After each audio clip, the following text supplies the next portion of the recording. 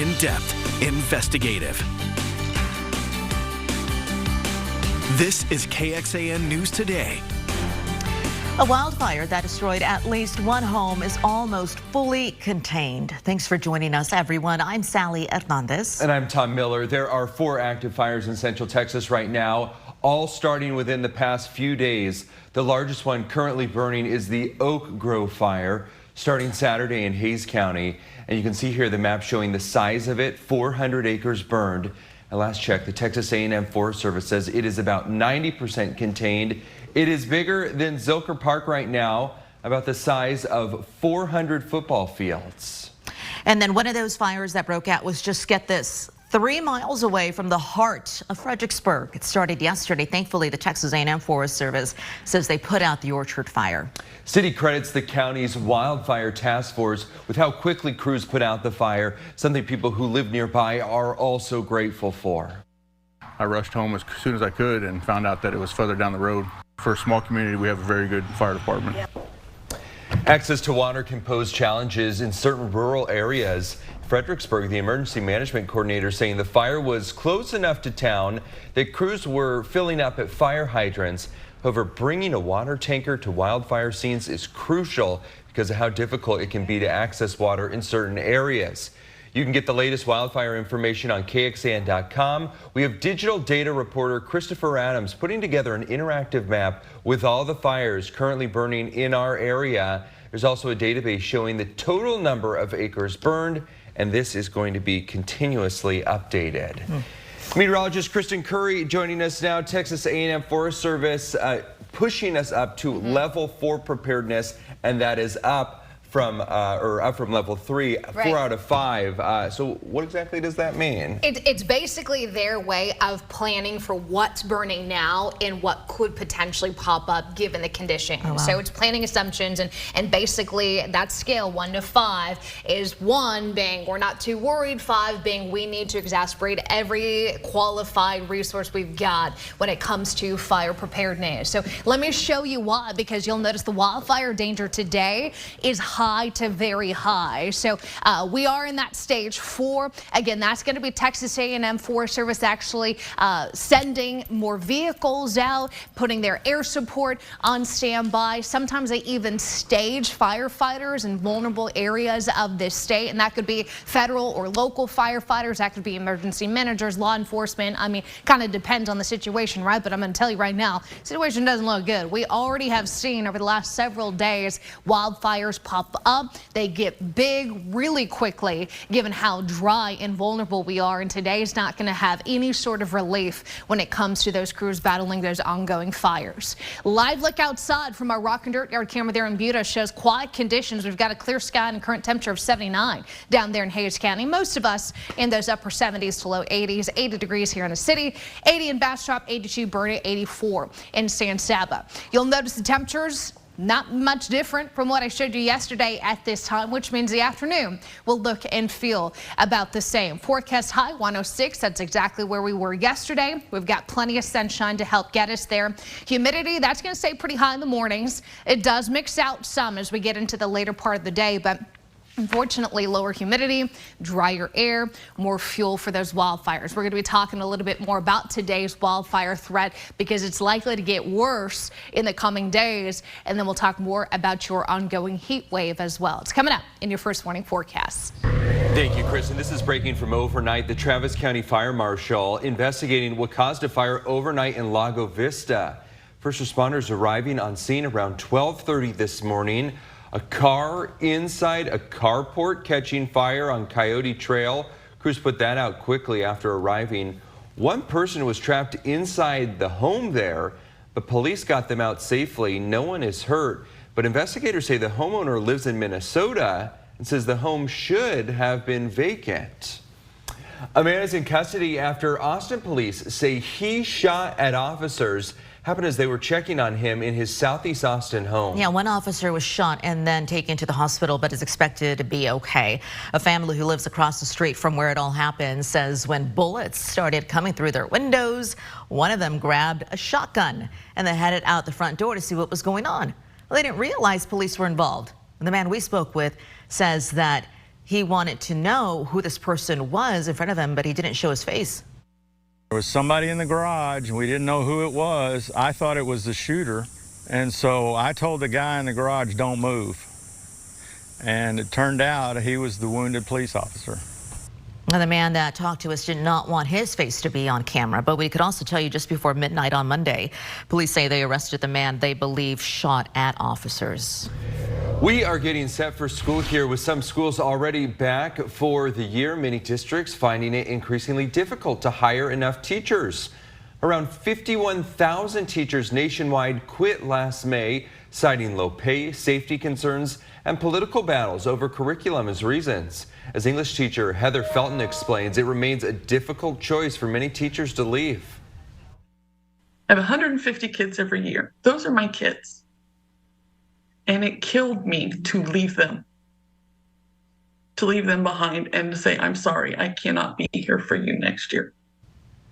As teachers leave, schools are trying to find their replacements. In some cases, they might not come from a teaching background. This morning on Today, how administrators are trying to expand the pathways into education and what teachers want change to be able to stay in their classrooms. Today is day 2 of classes at IDEA Austin Public Schools. At IDEA Round Rock Tech, it welcomed its first high school class to campus. A group of 9th graders along with kindergarten through 8th grade. The 9th graders will get to take new technology curriculum, allowing them to see if a career in computer science is right for them. A teenager who says he is the cousin of the Uvalde school shooter was arrested while police believe that he was planning to attack a school in San Antonio. And how the University of Texas is trying to retool the image and safety of the West Campus neighborhood. The ambassadors they've hired to help with everything from security to graffiti. The Austin Police Department has stopped using less lethal shotguns. This decision effective immediately. That's according to an internal email shared with KXAN, and it comes after the district attorney's office spoke with the department, had some concerns regarding APD's, quote, pattern of use with less lethal shotguns. APD plans to share further information with the DA's office about training and policies regarding these devices. We did reach out to the Austin Police Department and the DA's office, and we'll let you know when we do hear back. A 17-year-old who says he is the cousin of the Uvalde school mass shooter was arrested in San Antonio for allegedly threatening to shoot up a school. That's according to the NBC station there.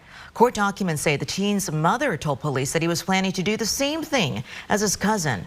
Investigators say his mother said that he was intoxicated at the time when he made the threats, but they say the family lives near an elementary school. Officers also said that she told them she overheard him on the phone attempting to illegally buy an AR-15 style rifle. Police say his sister told them he also threatened to shoot her. As we continue monitoring wildfires in our area, see how you can help a 75-year-old veteran who lost his home. A handful of school districts are back in class today, while one is giving students a 3-day weekend. Another reason to talk about college football, preseason coaches poll released. I'll take where the Longhorns land coming up. Good morning, a live look out from Buda, and a special hello if you're listening in on our podcast this morning. We appreciate having you here on KXAN News Today. You know, earlier this morning we were telling you about the Oak Grove fire still burning between San Marcos and Wimberley, and that's destroyed at least one home. KXAN's Jayla Washington spoke to the 75-year-old veteran who lost his home and shows you how you can help. Just absolute devastation, to say the least, here in Hays County. Some parts of the ground still smoldering even. When you take a look around at all of the burned down trees, you really get a sense of just how impactful that 400-acre fire was. One family who lost their home telling us they are just happy they made it out alive. The Hines family takes a walk. My dad had his workshop back there in the back. It's just a pile of metal. As they step on burnt branches, ashy pieces of appliances, and the remains of their home, It's just total devastation. it really sinks in that it's gone. Michael Hines, a veteran, never thought the home he lived in for 45 years with his late wife would end up like this. My daughter and son-in-law had just come out to pick me up, and they noticed smoke, and they said, we gotta get out of here because We don't know which direction it's going to go. Sunday afternoon after church, we came out expecting to see that the fire had moved on and missed this whole area. It's kind of hard to think about it right now.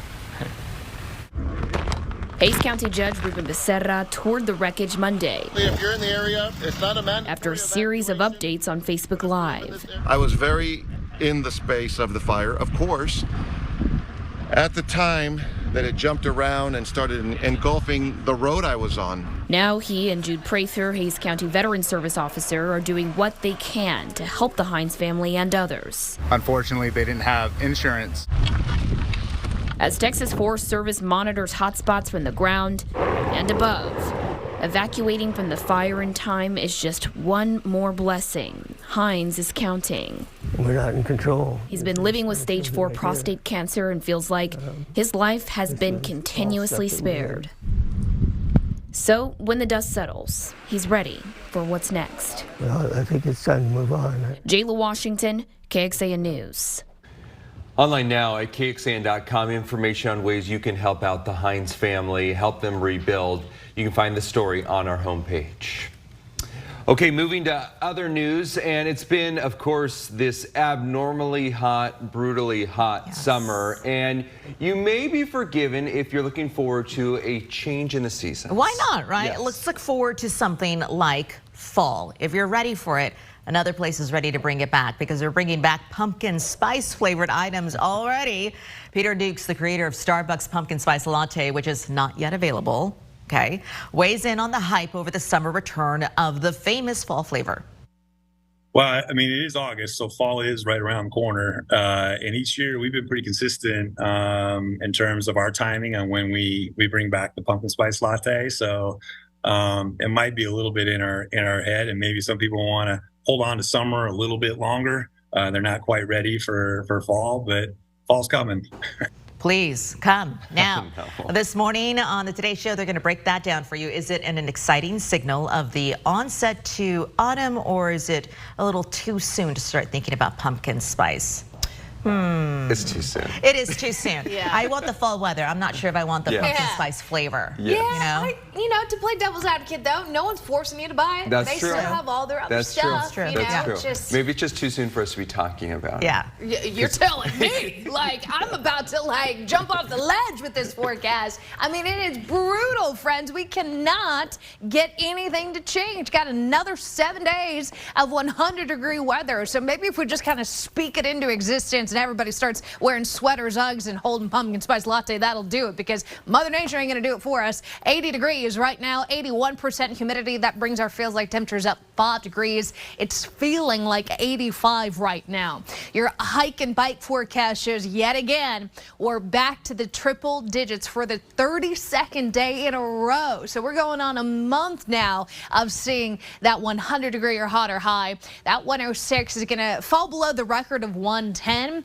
but is going to add another day to the triple-digit count. And we're not alone in that either, by the way.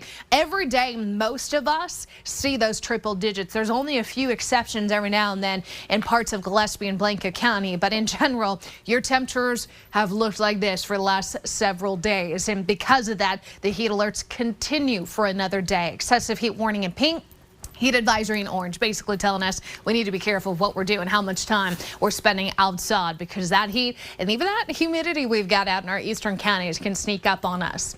If you've lost count, so far this year, we've seen 47 days total of 100-degree or hotter weather. That's the 10th most on record, but with at least another 7 days of triple-digit heat ahead of us, we're going to start to climb the ranks here. We'll probably, by the end of next week, by the end of the 7-day, get closer to about the 7th most on record, but 2022, 68 days ain't that far away. Wildfire danger. We've got high fire danger to very high fire danger across central Texas. We talked about this at the bottom of the hour, and I'll tell you what, the red flag warnings are probably not going to go anywhere this week. We've got another day of high fire danger. That red flag warning starts at noon, continues until 11 p.m. We've got a little bit more of that southeast wind working through this afternoon, gusting up to 30 miles per hour. Nothing in the way of rain for the next 7 days. So we're going to be fighting some breezy conditions in the afternoon and evening. Over the next several afternoons, you'll notice the heat stays right at about 106, 107. We'll probably tie, if not break the record here getting into the middle stretch of the week. And then this weekend, hot, dry, and sunny. More of the same. Forecast high 106 Saturday. That continues through next week, and overnight lows near records, upper 70s to low 80s. All right, thank you, Kristen. More people can now donate blood. The new Food and Drug Administration policy has all potential donors answering the same eligibility questions. This is regardless of gender or sexual orientation. And it means the American Red Cross can begin accepting blood donations from gay and bisexual men in monogamous relationships without any mandates that they first abstain from sex. The Food and Drug Administration says that the new policy reflects the latest scientific evidence. It's also in line with rules currently in place in the UK and Canada. A local nonprofit is working on a solution to combat loneliness in Central Texas's booming older adult population. Yeah, the Age of Central Texas has operated since the 1980s, and the goal is to make Austin and Central Texas a great place to age. The nonprofit has several programs that aim to combat isolation in older adults. And for one, it has a health equipment lending program that gives out slightly used medical devices to people with mobility issues so they can get out and they can socialize more. It also has wellness and social centers that offer daytime care for older adults with physical needs or memory loss. Age of Central Texas plans to expand by opening a new center, and that is in South Austin. The push to increase safety in Austin's West Campus neighborhood is continuing. The University of Texas announcing a new pilot program. Yeah, the focus of that one is cleaning up the area, but also focusing on safety, which students and parents have been talking about for years. On Monday, UT announced the launch of what they call the West Campus Ambassadors pilot program. The West Campus Ambassadors program will include 2 teams of ambassadors, 1 safety ambassadors, and then 2 cleaning ambassadors. Both are going to operate on foot, bike, or they're going to be in a truck. Crews will clean up graffiti, trash, and escort people who might feel unsafe home. We're trying to continue to find out what works well, what does the campus need, what does the environment in West Campus need, what's the city need. And today is, building on what we've done to get more cameras over here, halo cameras. We've had more presence from UTPD officers. We built out a substation for our police force over here. But we felt like it wasn't enough. And I think if you look and drive up and down and look at the drag, it's not the drag that many of us remember. Now, the West Campus neighborhood will be divided into 2 zones, with Nueces Street serving as the dividing line. Zone 1, the safety and cleaning ambassadors will operate daily. In Zone 2, it's the safety ambassadors. They're going to operate daily as well. And the cleaning ambassadors will operate as needed. Well, giving a little historical context to what the UT president was talking about there. Pre-2004, West Campus looked a lot different. Before then, the university neighborhood overlay did not exist in West Campus. When enacted, it changed zoning and relaxed some of the building restrictions as long as developers provided affordable housing units. Here we are 15 years later. In 2019, the city of Austin allowed building heights to be increased in select areas of the neighborhood, provided developers took into account affordability. But demand has been high from students wanting to live off campus, but not too far away from the University of Texas campus. And this has increased the density of people in that area. In the time between the 2010 and 2020 census, numbers show the West Campus area grew by at least 5,000 residents. According to the last census numbers, more than 20,000 people live in that area. Different online sources tally closer to maybe it's 30,000 residents today, with more housing projects still in the works. Yeah, and it keeps going up. Good news if you plan to book a flight soon, domestic airfare prices falling. Ticket tracking app Hopper says airlines have slashed round-trip flights within the U.S. to a current average of $285. That's a 15% drop from this time last year. So the reason here, a surge in international flights. Travelers are paying 35% more from last year to fly to Europe, with many ticket prices above $1,000. This is KXAN Sports, brought to you by Thomas J. Henry. Good morning to you. Preseason coaches poll released on Monday. Longhorns check in at number 12. They will face number 3 Alabama in just over a month. Texas figures to be led by the veterans. That's usually how it goes, especially if you're going to have a successful season. Doesn't mean they don't have some newcomers that should produce right away. Some of the best at their position when it comes to recruits: C.J. Baxter, running back from Florida; Anthony Hill, the linebacker from Denton; and Jonte Cook, the wide receiver from DeSoto, all flashing their skills in training camp. All three of these guys I really credit, because we haven't gone out there with training wheels on the bikes with these guys. We've taken the training wheels off, we've pushed them down the road, and they've fallen some. But now they've learned how to ride the bike, and CJ's no different. He's pass protecting, he's running routes, he's running the ball well. I think he's got a real understanding of systematically what we try to do.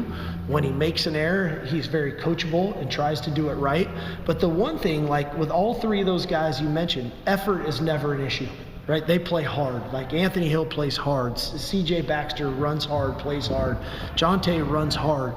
And so we critique effort first. We can deal with some of the errors. But as long as you're coachable and you give us great effort, we'll get it right with you.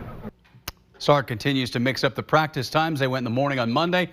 They will go this evening in their Tuesday workout. Back to you.